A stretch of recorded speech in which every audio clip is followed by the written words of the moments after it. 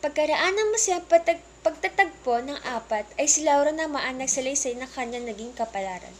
Aniya. Pagkaraan lisanin ni Florante ang Albania ay binagbulong-bulungan na kumakalat sa buong kaharian.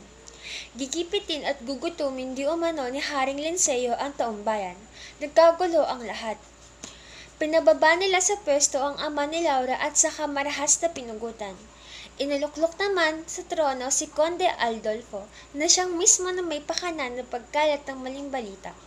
Si Adolfo din ang siya nagpadala kay Florante ng patibong na liham sa Etolia upang pabilikin at bihagin nito sa Albania. Samantala, pintigan ng konde si Laura ng 5 buwan upang matutuhan siya nitong mahalin. Subalit, tumanggi ang dalaga, aniya. Mas nanaisin pa niyang mamatay kaysa makasal sa isang lilut-tusong gaya ni Adolfo. Handa na noong magpatibakal si Laura nang biglang dumating sa palasyo si Menandro. Kasama niya ang kanyang hukbo at pinagtalsik nila sa pwesto si Adolfo. Ano't di pa rin tumigil ang paghahasik ng kasamaan.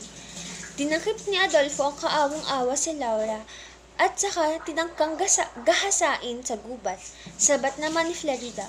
Sa gitna ng paglipod-lipod niya sa gubat ay narinig niya ang nagmamakaawang tinig ni Laura. Agad niya itong pinuntahan. Nang magisnan nga ang karumal-dumal na balak ni Adolfo, ay dagli niya itong inasinta sa palasyo. Noon din ay namatay ito.